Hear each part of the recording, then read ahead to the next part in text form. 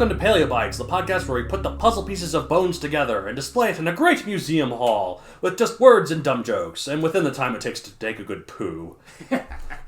My name is Matthew Dahl, and in each episode I and a rotating set of guest co-hosts talk about and rate a genus of prehistoric animal, be it dinosaur, mammal, arthropod, and so on. This week I'm joined by, let's see, what can I say about you that's unique so far? You got blue hair, that's unique. That's unique. Yes, at the moment I do have a full blue mohawk. Yeah, full blue mohawk. The person, one of the few people brave enough to pull off a full blue mohawk. It's Natasha Krech. Hello. How are you today? Doing well. It's a good day today. Nothing too crazy's happened, and I haven't had any particular crazies on my bus this week. Oh, that sounds like a great day. And so far, a great week. Yeah, let's make it a good year. Year's almost over. Cheers to that. And of course, to be fair, we're recording this in November, but who knows when this will be released. Pretty soon, hopefully. I'm hoping to release all these pretty soon. I just wanted to get all the episodes gathered and ready to go. And this is Colorado, where we do make comments about our weather being weird. All the time. So whether this comes out in late 2019 or late 2020, or early 2020, I guess. There will be commentary on our weather. Exactly. Especially the way climate change is going. It's going to get worse. I thought our weather was already higher than half the population. It's true, because it's Colorado. Good one. You know, it's funny, some certain people are like, why is it snowing more if it's global warming? And it's like, here's what happens. Warmer temperatures means bigger thermals, which means bigger storms, which means more intense snowstorms. And you throw in the mountains here in Colorado? Yeah, we're rolling the dice even more. Yeah, so it's like those people. I've heard it's like the equivalent of people being like, the Titanic's not sinking. We're 300 feet above the water.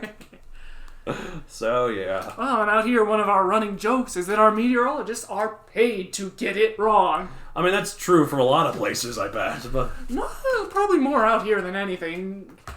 Just with how weird our weather is, it could be 90 degrees on Christmas. Oh, okay. And we could be out barbecuing and playing with our RC cars. Although, let's be honest, out here we barbecue regardless of the weather. Okay, there's a question I can ask you for our question I like to ask our co-hosts at the beginning. If you could eat a dinosaur and barbecue its meat, which one would you like to eat and why? Well, let's go pick on some plant eaters. You don't want to show the meat eaters who's actually boss? Well, let's be honest, I had to fight them for the kill. I guess that's true. Okay. So, what are you thinking? If you got a big long neck, that's a lot of meat. Oh, that's a block party. It's true. Just get everyone involved. The whole neighborhood.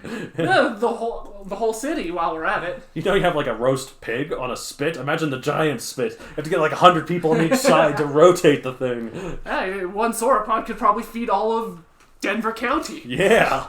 For a month. Basically. I don't know if it's that big. Well, yeah, probably not. Maybe this neighborhood for a full month. But and since they're closely related to birds, I'm assuming it tastes a lot like chicken. Probably. Yeah, sounds good. Sounds yummy. And speaking of yummy, we're heading into the depths. We're heading into the depths for a very shrimp-looking creature. In fact, its name actually means abnormal shrimp. Anomalocaris. One that gave scientists a headache when they found it in the fossil record. Yes, indeed. It's by far the earliest creature of this show so far. Yes. A full 500 million years ago. Oh, wow. But not even the earliest form of life, mind you. Oh, no, it's not even close. But it is one of the weirder ones. Yes. Type, this doesn't help much, it's an Anomalocarid, a family closely related to ancestral arthropods. It could get up to 3.3 feet or 1 meter long, which is enormous for the time. Yeah, it's enormous for any member of the shrimp family as well. There's nothing comparable to it today. Yeah, well, it's not really a shrimp. It's kind of it looks like one. It looks like. I think they say it's about 16 to 22 pounds, 7 to 10 kilograms. It was a carnivore. Early to mid Cambrian is when it lived, 535 to 515 million years ago. For those who don't know, okay, so it goes pre-Cambrian era, which is a whole hodgepodge of different things. Then you got Cambrian, then you got Ordovician, Silurian, Devonian, Carboniferous, Permian, Triassic, Jurassic, Cretaceous, and then the rest of it is also been divided into smaller epochs, like the Pliocene, the Miocene, the Eocene, the Oligocene, the Pleistocene. We're currently in... people say we're either in the Holocene or the Anthropocene. because the Holocene is after the Ice Age to now, but some people think that we've altered the world so much that we should be a new era called the Anthropocene. I've heard that a few times, and I'll let the scientists argue that one out. Yeah, but I personally think, yeah, we should. And I think the Anthropocene probably starts around the Industrial Revolution. That would be fair to say, considering that's when the most dramatic changes started. Yeah, exactly. So, I like to think we're in the Anthropocene, which is still technically in the Quaternary period. Mm-hmm. It's kind of funny, tertiary and quaternary mean, like, the third and the fourth. Yes. It's like, you got primary, then you got secondary, then you got tertiary, then you got quaternary, then you got fiviary. It'll be pent something. Pentiary. Pentiary. Yeah. Almost sounds like a religious joke, but I don't want to offend that part of the audience. We had this one episode where we talked about Mormons at one point. Because we were talking about Utah, so we're okay. So I can pick on the Pentecostals. Most hyper-religious people aren't listening to a dinosaur podcast. No, they probably aren't. Although they are fun to listen to when they do come across a scientist and then try to debate them on YouTube. Yeah, exactly. And they tend to go down in flames. Exactly. They're like, I thought dinosaurs went extinct because they missed the Noah's Ark. Oh, now you're sounding like Ken Ham. Stop it before you... Oh, wait, no, dinosaurs weren't actually real because Satan put the bones there to test our faith. Oh, I've heard that one too in the young Earth creation circles. Which is just... You'd think if Satan had that power, there'd be a lot better ways to test our faith. There'd be a lot better. Come on. If he had the bones... If he had the power to magically put bones in the dirt... Why not put a rabbit down in the Precambrian? That would really be that's true. Or, you know what he could do? Every time, if he has control of the dirt, every time anyone goes to church, there's a mini earthquake. That would be entertaining. Yeah, so therefore he would stop people from wanting to go to church, and therefore damn all their souls, right? That's how it works out. Yeah, I mean, come on, get more creative than they're in the dirt to test our faith. Anyways, Anomalocaris. Okay. It was found. The location. The most of the fossils I've found are in Canada. Interestingly enough, it was described in 1892. Pop culture appearances. The only one I could find is Walking with Monsters. Although I'm assuming it's in some dinosaur mobile games occasionally. That wouldn't surprise me. They are a unique species. They are considered the world's first apex predator. Anomalocaris is a freaky looking shrimp thing that was gigantic compared to everything else at the time, at a whopping 3.3 feet in length. Today, that's a shrimp. Yeah, it's basically... Look, stretch your arm out. That's about 3 feet. Give or take, yeah. That's not very large. It's not very large, but for this kind of thing, it was really large. And True, it was picking on the trilobites. If you saw this thing swimming, you might be like, what is that thing? Oh, yeah. No, you see that thing, you're wondering if you're on something. And speaking of swimming, it used flexible lobes on the side of its body to propel itself through the water, undulating each lobe in a backwards swooping motion that made each side kind of act like a single fin-like structure. Interesting. So it's very different from anything living today. Yeah, exactly. One of its more unusual features, though, includes a disc-shaped mouth that had multiple plates with serrated prongs, which it constrict to crush prey. And it used these two prong-like structures on the front of its head to crush the hard shells of trilobites. And so, if this thing could crush the hard cells of trilobites, if it grabbed your arm, it could probably do some real damage. It would do some damage. It might just entirely break it. Human bones are stupidly fragile. That's true, yeah. For the amount of damage we can do to things, we're fragile ourselves. Oh, yeah. Fragile little creatures. Exactly. So, so evidence... a lot of scientists weren't sure whether or not it could feed on trilobites. But one of the biggest forms of evidence for it actually comes from some coprolites, or fossilized poop, as it's known as, that were discovered dating back to this time period that have trilobite parts in it that are so big they could only come from Anomalocaris. Well, that would make sense. Yeah, so... You can tell a lot from a predator, or about a predator, from its scat, even if you can't find the predator itself. Yeah, especially nowadays. Oh, yeah, owls. You can tell a lot by what an owl's been eaten by what it's been dropping. Exactly. You can tell what's been eaten by what it's been dropping. So, there are different species within the Anomalocaris genus that have different forms of predation, though. Some of them were more suited for sucking in soft-bodied organisms, or even filter feeding, like a little shrimp whale. But the big one, the biggest version, is the one that they think was the predator. But these creatures were from so long ago, and had certain soft parts that couldn't fossilize as well as its shell. There remains much unknown about Anomalocaris. So it lives up to its name. Anomaly. That's where anomalo comes from. an abnormal shrimp, you know? It is very abnormal, no matter what artistic depiction you look at. These things are strange. Yep.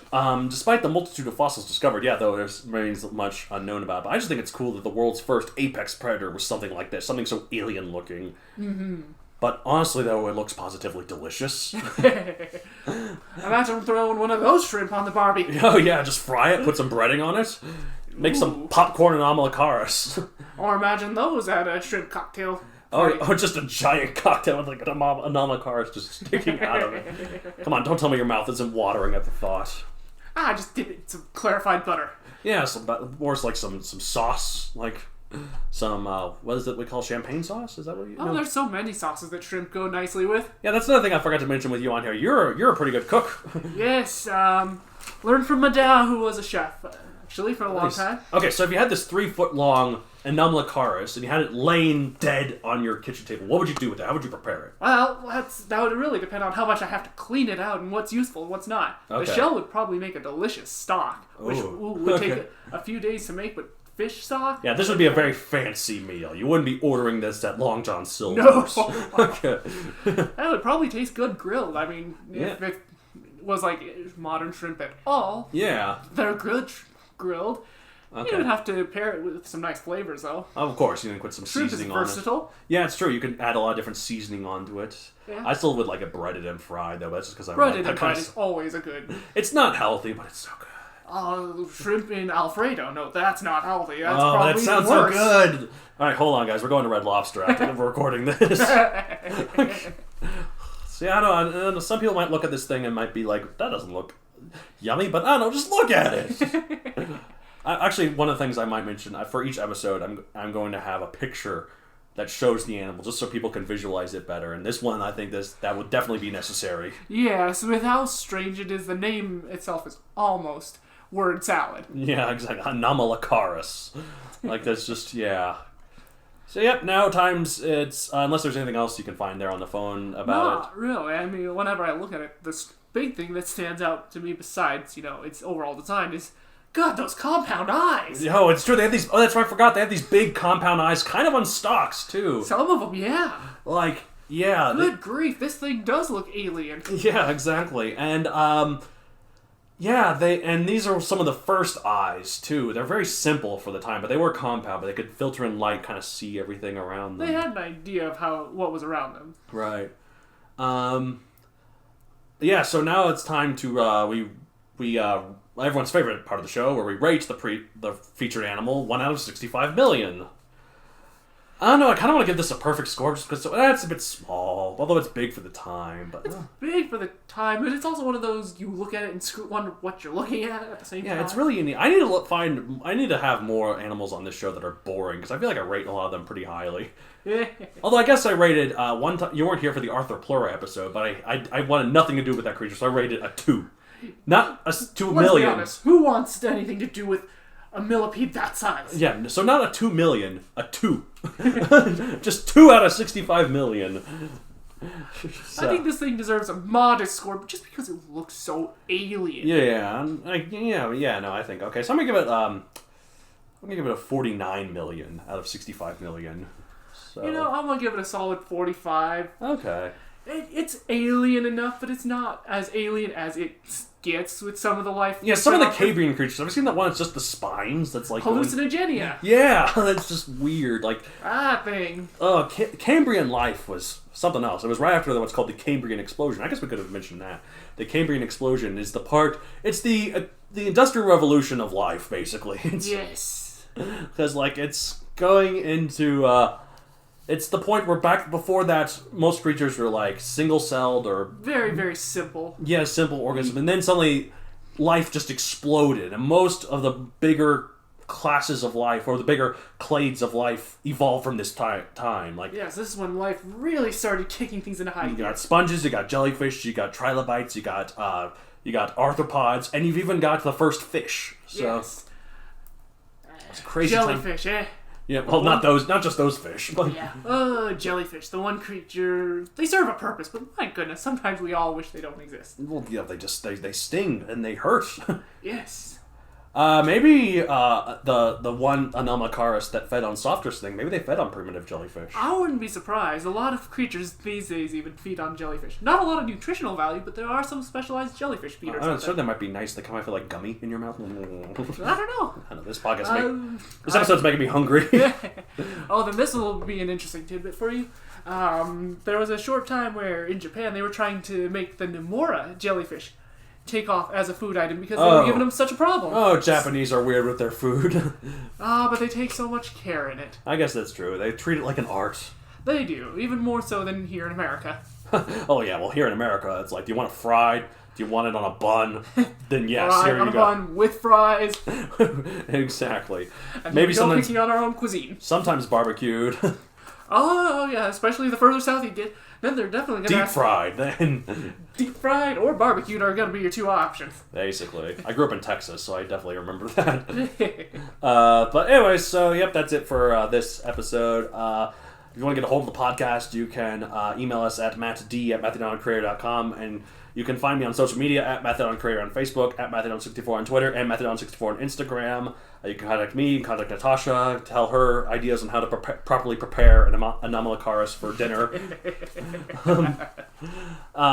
Or get ideas from her on how to do it, maybe. Because she probably knows more about it than you. Sorry, guys.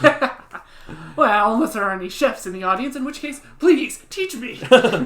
Exactly. Also, if you're interested in writing, I have a writing podcast called The Writ-Wit, where two twits talk about writing, is what we call it. It's me and co-host and one of my good friends, Matt David. He's really nice. He can be a bit of a dork, though, but so can I! Finally, if you're interested in reading, you can buy my book Megazoic on Amazon, available for print and Kindle. It's part of a series. I wrote it. My co-host here, Natasha, drew the pictures. So it's all some good artwork. And they got good reviews on Amazon. If you'd like to leave some reviews, that'd be nice. Yeah, I think that's it. As we say here at the end of every episode of Paleo Bites, like, God, what kind of noise does this thing make? Okay.